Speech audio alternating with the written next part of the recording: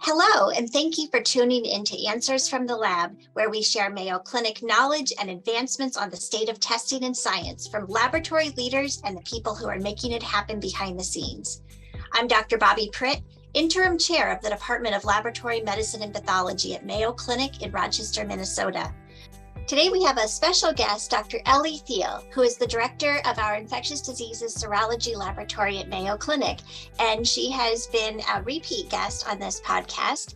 It's great to have you back with us, Ellie. Thank you for joining us today. You're welcome. Glad to be back. So Dr. Theel has joined us in the past to talk about COVID, lots of COVID, right? Tick-borne diseases, but now we get to talk about something completely different and very interesting, and that is endemic fungal infections in North America, and specifically blastomycosis and histoplasmosis. Maybe we'll just start with the basics. Dr. Theel, can you tell us a little bit about these? What are they, and where are they endemic in the United States and North America? Yeah, sure. So these are both dimorphic fungal pathogens. And the easiest way to remember what dimorphic means, the word itself means two morphs, so two types. But as Dr. Wenjanek and I think you, Dr. Pritt, taught us as fellows, they are yeast in the beast and mold in the cold. So they have a yeast form when they infect humans or other animals. But in the environment, they are a mold form.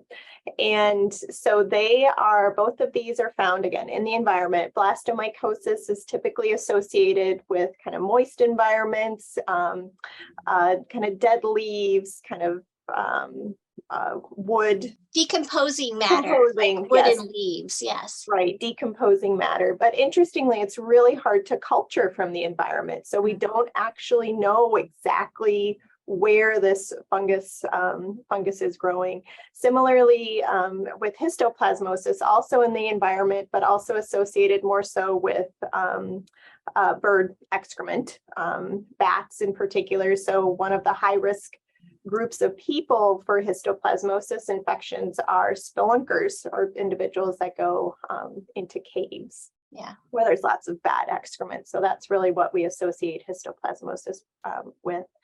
And then where are they found? It's really classically, we think of these two along the Ohio and Mississippi River valleys, but increasingly their region of endemicity has grown and expanded into kind of the Midwestern states, kind of the Dakotas, all the way down along the Mississippi River, and then onto the eastern coast, and then all the way into Canada in British Columbia. Lots of blastomycosis there. So it's a wide risk area for infection.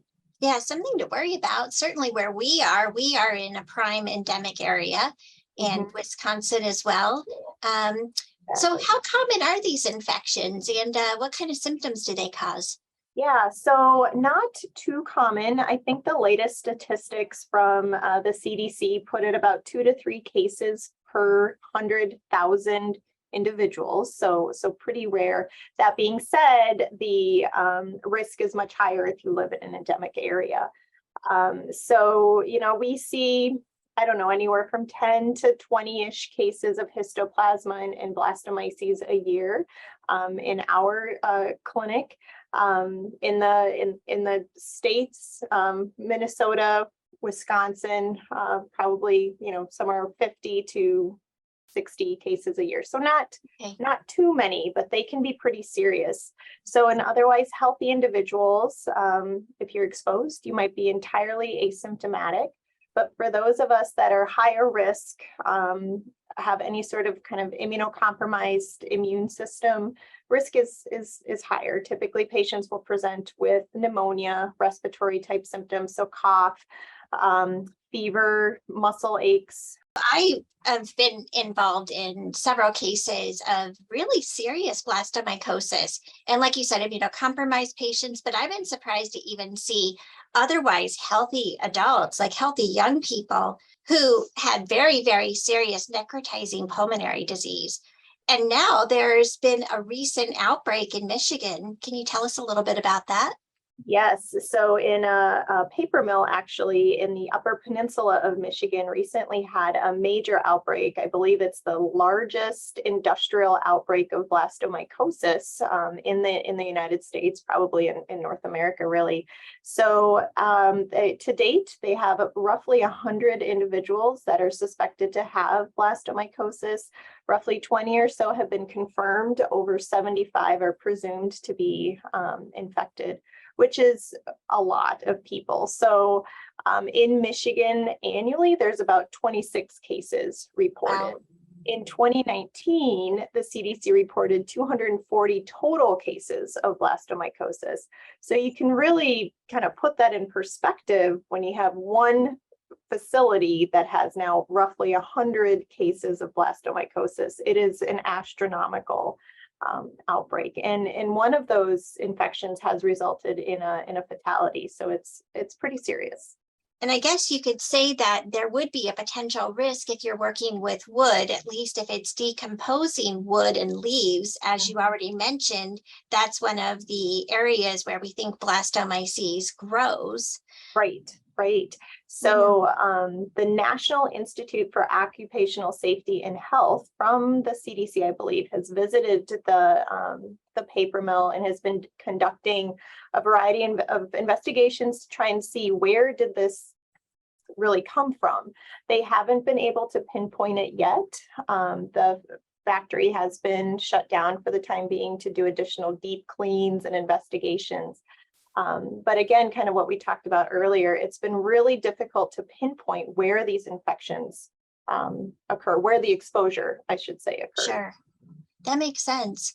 Well, for everyone listening that may be wondering about diagnosis, since these can be serious infections, can you tell us how blastomycosis and histoplasmosis are usually diagnosed in the laboratory? Sure. So there's both direct methods and indirect methods. So the gold standard, the reference method, right, for detection of both of these would still be culture from respiratory fluids, culture from tissue biopsies, blood.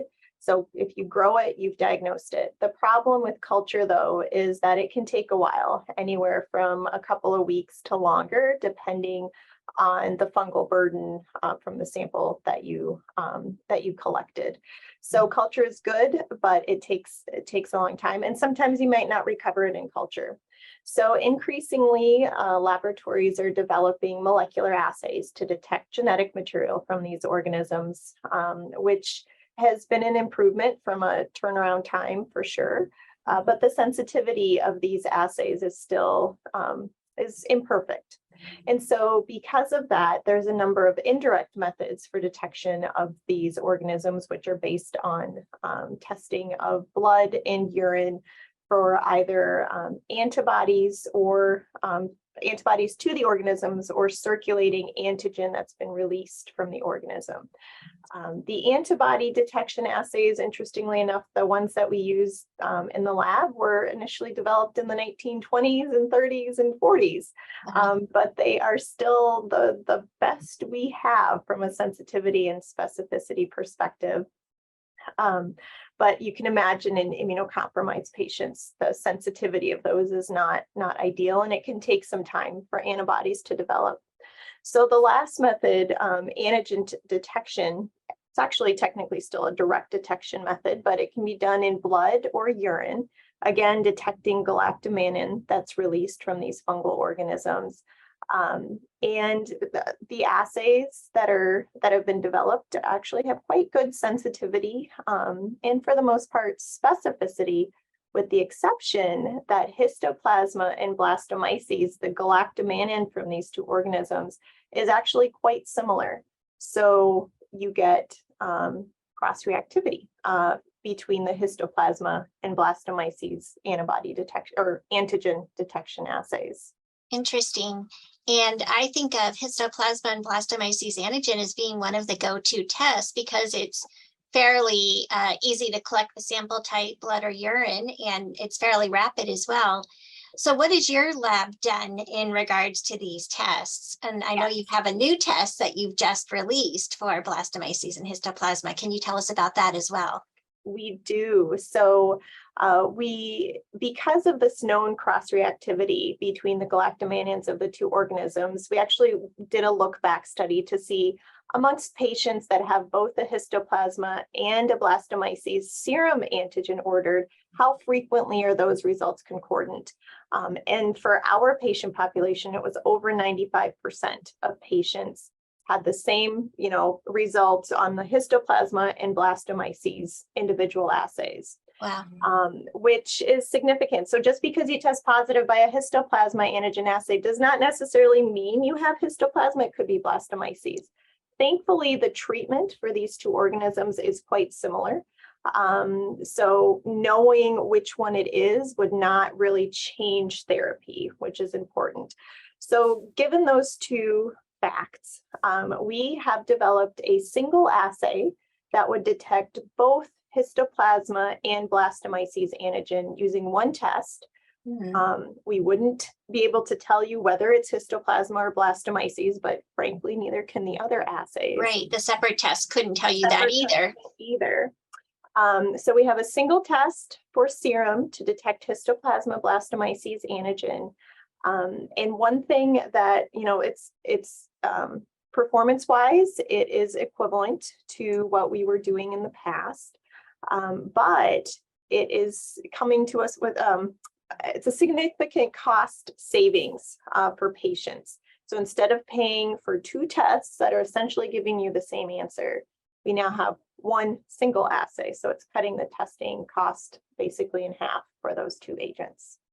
Yeah, I think that that's great. It's keeping in mind what the patient is paying and yet still delivering a high quality result. And I know you did some look back, and can you give us just some general numbers of the total cost savings that would go to our providers and ultimately our patients? So we did a look back of over a roughly 14-month period. And during that time range, we found that we tested about 12,000 patients for histoplasma and blastomyces antigen in urine. And a third of those patients were tested for both antigen to both organisms. So if we were to have a single assay instead of both of those tests, our cost savings over that time frame would have been roughly $500,000. Wow! So it's really quite a significant saving, both for the laboratory, but more importantly for the patient. And again, we are not decreasing, accuracy of the results that we're reporting. Well, we talk about the importance of test stewardship and how we as the laboratorians, the subject matter experts, play such an important role. And this is such a great example of how we can look at the way these tests perform and make recommendations that are positive for our patients and provide the answers that our colleagues need.